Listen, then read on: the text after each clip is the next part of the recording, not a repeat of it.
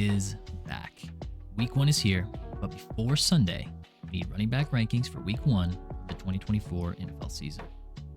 Welcome to E&M Fantasy Football, where I combine industry-leading data, Vegas sportsbooks, and expert analysis to provide you with optimal weekly rankings for the utmost accuracy when setting your weekly lineups in your fantasy football league.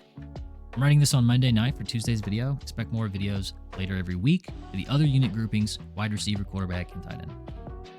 To start off the top 32 running backs for Week 1, full PPR, we have CMC. No surprises here. The guy's an absolute monster. Rest in peace, Carolina. His matchup is fine against the Jets, but his projected yards is S tier at a ridiculous 114.5 total yards, over-under line from Vegas this week, earning him a tier all by himself. Next up, Breece Hall. He's playing the Niners right out of the gate. I don't care. Sportsbooks have Breece at 93.5 total yards. He's going to dominate. Jonathan Taylor faces Houston this week. And even though the Texans' run defense was top 10 to finish the season last year, he's going to be Anthony Richardson's best friend. And even though Richardson can snipe points from him, overall, I think the duo's rushing ability benefits them both. 92.5 over and under at a 49-point total favoring the Texans. They're set for a high-scoring game. Bijan Robinson. Same story as CMC. Bijan has Pittsburgh this week. They were 21st for yards allowed. Lock him in.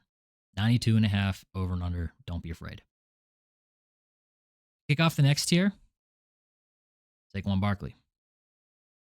He has an excellent matchup against the Packers, who were bottom 5 last year against running backs. He got an 84.5 over and under, one of the highest scoring totals this week at 49 points, favoring Philly. That tells us there's going to be a lot of scoring, and Barkley's going to be primed. The game's in Brazil on Friday. It'll be great. Next, Jahmyr Gibbs. To be honest, it's a tough matchup against the Rams, but we know how the Lions like to play football and how they love to pound the rock, and no Aaron Donald. So Gibbs is set for 82.5 total yards and a tutty. And if you wanted to move him to the end of the tier, I wouldn't blame you. But the Lions have the best O-line. They're set for the highest scoring game of the week. Only you're not, you're locking them in. Next, Rachaad White. Dude's underrated. He posted over 1,000 total yards in his second year. First year as a starter. They play Washington. They were bottom 6 last year against the run. Sportsbooks got him for 83.5 total yards, with the Bucs favored at home. Put some respect on this man's name. Next, Kyren Williams. Another underrated back in terms of ADP versus production last year. This dude was unbelievable, and nobody wanted to give him the credit he deserves this year. I don't care about punt returns. I don't care about Blake Corum. Highest scoring game of the week, LA versus Detroit, 83.5 total yards. Lock him in. And the last guy in this tier, Alvin Kamara. RIP Saints fans, Derek Carr returns. Just kidding. They should be the best team in the NFC South. Though they're arguably in the worst division of football. That's good for them. 87.5 total yards over-under for against the Panthers for Alvin Kamara. One of the worst projected teams overall this season and bottom 10 when facing the run in the Panthers. He's arguably the best player on the team. Offensive run through Kamara and Olave. That's all they got. Start the next tier. James Cook. At 84.5 total yards for Vegas, Cook is set up for success here against the worst run-stop team, being the Cardinals in Buffalo. They're heavy favorites at -6, with an implied team total of 27 points. Need I say more? Travis Etienne's next. Excellent matchup against the Dolphins run D. Vegas has him for 79.5 total yards. This game has the second highest total of the week at 49.5 points, favoring Miami. So someone on the Jags is going to eat, but they could get into a negative game script against the Fins, aerial raid offense. Trevor will probably have to air it out if they want to keep up with Tua. Up next, ErvinandM.com. ErvinandM.com is my company my best friend and I started in 2020. We literally make everything ourselves by hand. We have earrings, rings, necklaces, bracelets, tie clips, apparel, and more. Over a dozen curated gemstones and 100 handcrafted products. If you need a gift or something special for yourself, use the promo code in the description, find something you love, and buy it today. back to the video. Isaiah Pacheco is next. Tough matchup against Baltimore on Thursday, but he's rested. He's primed with the potential number one overall offense in the Chiefs. 79.5 over under, no sweat. Kenneth Walker is next. KW3 with a smash spot against one of the worst projected teams overall this season at home versus Denver. RIP Denver. 82.5 total yards over and under, and a positive game script being 6-point favorites. And for the last guy in this tier, Josh Jacobs. This is said to be the third highest scoring game this week for another shootout slated against Philly. The Eagles' run defense is better than average at 84.5 total yards over under. Bet that he's going to perform just fine. If you wanted to move him up, I'd be okay with it. Start the next tier. Devon Achane. I know what you're thinking. He's the league's most efficient back and his return from injury, and he's poised to leave the backfield. Look, he's at 76 total yards over under. I love the Dolphins, but sportsbooks have me ranking them lower than consensus this week. The industry stands to lose millions of dollars based off their money lines, and that's good enough for me. Okay, the over under speaks for itself. Let me hear in the comments. Next up, Derrick Henry, the king himself. King Henry making his debut in black and purple. I get it. He's 30 years old. Look, he's posted over 1,350 total yards his past two seasons. I know Lamar's there, but they didn't go get Henry so he could net them less than 1,000 yards. He's at 73.5. Log him in. Next, Joe Mixon. Sportsbooks have Mixon for 70.5 total yards. Mixon is going to be solid. The problem here is the Texans have so many mouths to feed, and though it's slated to be one of the highest scoring games, we can bet that they get there through the air. Next guy, James Conner. I love James Conner. I wanted him this year at his ADP, but this game isn't going to favor the Cards or Conner. He's set for 67.5 over under. This is where the struggle starts. You'll have to make some choices in terms of setting your best lineup. There should be lots of scoring, but the Bills are favorites at -6, and even though there's a high total of 48 for this matchup, Kyler will have to air out the ball if they want to keep up. Aaron Jones is next. This game's going to be a snoozer.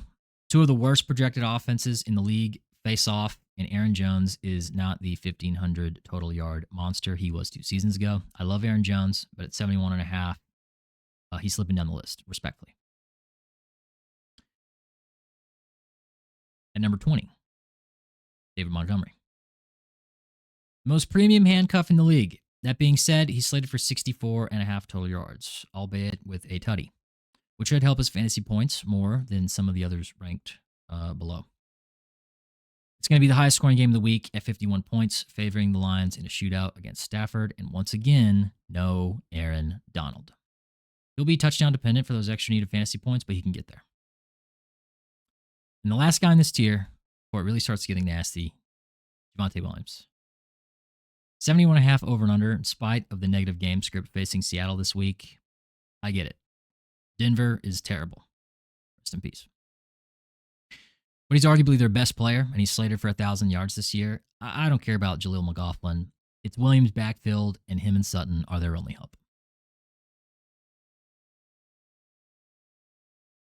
Najee Harris is next. Najee is in a great spot this week. Total for the game is slated to be one of the lowest scoring in favor of Atlanta in New Orleans. 64.5 over under isn't that bad. This is where the pain starts. Next up, Jerome Ford. 66.5 yards. Sportsbooks are telling us he's in a decent position at home against Dallas. Cowboys are below average run D. Should allow him to hit projection, but I wouldn't think any more than that. Ramondre Stevenson. Yep, you should be concerned. His total is at 62.5 yards, playing behind one of the worst offenses in the league with one of the worst matchups possible week 1. The Bengals are heavy 9-point favorites at home. Negative game script is all but guaranteed. This is not Ramondre's week. Next up is Chuba Hubbard.